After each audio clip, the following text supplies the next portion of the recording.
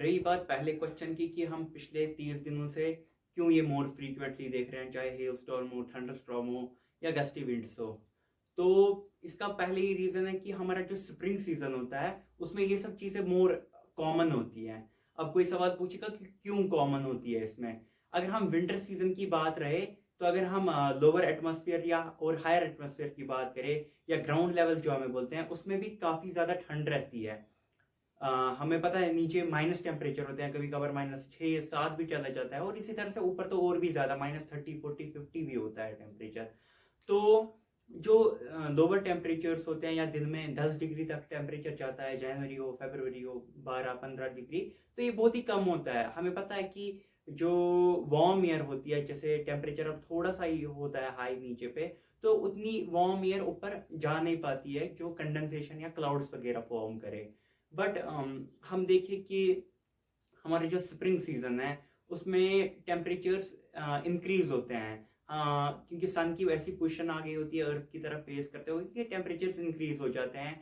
इसी तरह से फिर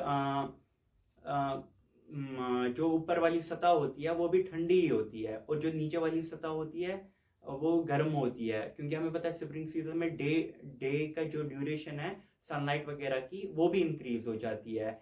इसी तरह से समर में और ज़्यादा होती है। तो ये इंटरमीडिएट होता है समर एंड विंटर के बीच में जो सनलाइट ड्यूरेशन होती है दिन की इन स्प्रिंग्स। तो जो नीचे वाली सतह है वो एकदम गर्म हो जाती है और ऊपर वाली अभी भी ठंडी होती है। जैसे ये नीचे वाली सतह लेंगे और ये ऊपर वाली सतह लेंगे, ऊपर वाली ठंडी होगी और नीचे वाली गर्म होती है। तो वार्म एयर होती है या ऊपर राइज होती है। अगर आपने गैस हीटर गैस बुखारी के सामने देखा होगा, ऊपर की तरफ हमें हीट देखने को मिलती है, ऊपर गर्मी आती है, उसके ऊपर बिल्कुल गर्मी होती है। और उसके ऊपर अगर हम थोड़ा सा छोटा सा प्लेन दे वो ऊपर राइज होगा। इसी तरह से वार्म एयर जो बाहर सराउंडिंग्स की होती है ये भी एयर ऊपर होता है, तो ऊपर वाली एयर ठंडी होती है। तो जब नीचे से राइज होके कंडेंस होती है, हम बोल सकते हैं फॉर्मेशन ऑफ क्लाउड्स होते हैं। तो यही क्लाउड्स बरसते हैं। और अब इसका ये तो समर में भी होता है और हर टाइम पे होता है। पर इसमें स्प्रिंग में क्या होता है कि अपड्राफ्ट इसको बोलते हैं। अपड्राफ्ट एक टेक्निकल टर्म है कि अपनी जो एयर है ये पुश हो जाती है ऊपर की तरफ फोर्सफुली एक थंडर स्टॉर्म्स वगैरह में। कन्वेक्टिव क्लाउड्स जिसको बोलते हैं उसमें ये ऊपर होती है। जो रेन ड्रॉप्स जो गिर रहे होते हैं ये फर्दर राइज होते हैं अपर एटमॉस्फेयर में, जहाँ पे फ्रीज हो जाते हैं, जहाँ पर हेल स्टोन्स बनते हैं, फिर यही हेल स्टोन्स नीचे गिरते हैं। इसी तरह से ये समर सीजन में भी सेम प्रोसेस होती है, बट समर सीजन में ऊपर वाली सतह भी गर्म हो गई होती है कुछ हद तक। इसी तरह से जब हमारे ऊपर वार्म एयर राइज अप हो जाती है तो ऊपर भी जब ऊपर जाते जाते या तो ये रेन में ही रहेगी, फिर रेन में ही होगी, वापस नीचे आएगी, या तो और ज्यादा ऊपर इसको जाना पड़ेगा फ्रीज होने के लिए। तो अगर इन केस ऊपर जाके फ्रीज भी हो रही है तो ये नीचे होते होते पिघल जाता है और वापस से रेन ड्रॉप्स हमें देखने को मिलता है। इसलिए समर में हेल स्टॉर्म्स कम देखने को मिलते हैं। बट स्प्रिंग में चूंकि नीचे वाली सतह लोअर एटमॉस्फेयर हम जो बोलेंगे इतना जो दरमियानी दर्जे का एटमॉस्फेयर होगा तो वो भी ठंडा होता है, उसकी वजह से वहां पे फ्रीज होके नीचे गिर जाते हैं। तो जिसकी वजह से अब हम देख रहे हैं मई सीजन था पास्ट 30 डेज या 15 20 डेज में मोर फ्रीक्वेंट स्पेल्स थे इसके। तो इसका एक ही रीजन है कि हमारे पास वेस्टर्न डिस्टर्बेंसेस ज्यादा थी। हमने मार्च और अप्रैल देखा एकदम बहुत ज्यादा ड्राई थे। मैंने एक वो रिपोर्ट पब्लिश की थी कि 131 ईयर्स में श्रीनगर में हॉटेस्ट मार्च किया गया।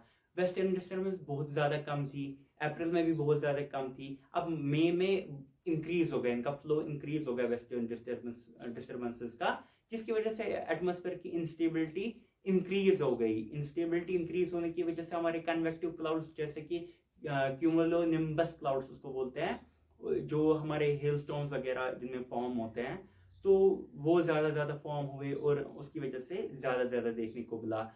और अब सेकंड क्वेश्चन की बात करें कि ये इवनिंग टाइम या लेट आफ्टरनून के टाइम ही क्यों हमें देखने को मिलता है, मॉर्निंग में क्यों नहीं देखने को मिलता है।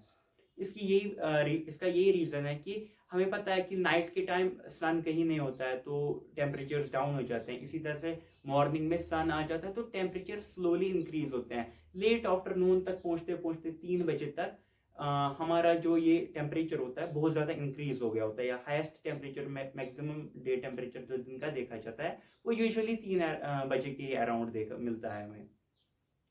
तो उस टाइम सबसे ज़्यादा हीट अप हो गया होता है हमारा लोअर ग्राउंड सरफेस, जिसकी वजह से हमारी जो एयर वहाँ पर है वो ज़्यादा से ज़्यादा राइज अप हो जाती है, और जो ऊपर वाली सतह के साथ एकदम ठंडी लेयर के साथ क्लैश होके मेल्ट 0 डिग्रीज पे पहुंच के वो वहाँ पे कंडेंस होती है, फॉर्मेशन ऑफ क्लाउड्स हो जाते हैं।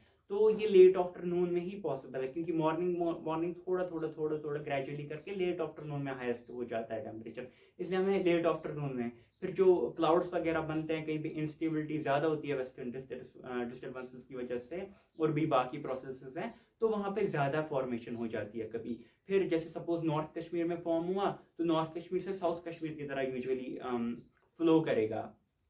तो क्योंकि वेस्ट वेस्ट टू ईस्ट हमारा सिस्टम्स फ्लो करते हैं विंड के साथ, तो वो यूजुअली फिर श्रीनगर एंड साउथ कश्मीर वगैरह एरियाज में भी देखने को मिलती है बारिश वगैरह। अब आने वाले दिनों की बात करें तो आने वाले दिनों में फिर से एक बार दिखा रहा है कि वेस्टर्न डिस्टर्बेंसेस का फ्लो फिर से वीक हो रहा है, या हार्डली कोई वेस्टर्न डिस्टर्बेंस करेगी पास थ्रू जे, तो इसकी वजह से हमारे उतना इंस्टेबल एटमॉस्फेयर नहीं रहेगा, जिसकी वजह से हमारा जो टेम्परेचर वगैरह है वो इंक्रीज हो जाएगा।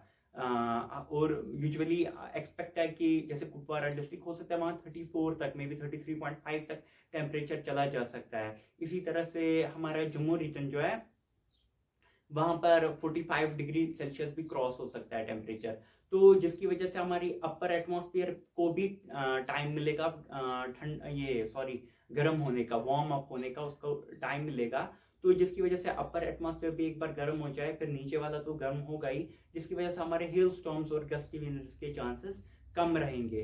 तो आने वाले दिनों में एक्सपेक्टेड है कि हिल स्टॉर्म्स वगैरह, तो बिल्कुल रेन आई गेस हार्डली देखने को ही मिलेगी, मे बी कन्फाइंड हो यूजुअली हिल्स वगैरह तक शॉर्ट शॉवर्स, बट प्लेन्स वगैरह में यूजुअली ड्राई रहेगा, जिसकी वजह से हमें फर्दर एक वीक तक उतना चांस नहीं दिखा रहा है। समर में हम ट्रांसफॉर्म हो ही गए हैं, तो हेल स्टॉर्म्स भी कम हो जाएंगे, जिसकी वजह से फार्मर्स वगैरह को भी अब उतना टेंस वगैरह होने की ज़रूरत नहीं है, तो और वो भी अपनी काम कर सकते हैं। इसी तरह से चाहे यात्रा स्टार्ट हो रही है तो वहाँ पर भी उतना टेंशन नहीं रहेगा, क्योंकि वहाँ पे बादल की जो रिपोर्ट्स आती हैं कि यूजुअली वहाँ पे स्नो वगैरह होती है, एक बार टेम्परेचर इंक्रीज हो जाए वहाँ पर भी रेन ही देखने को यूजुअली मिलेगी।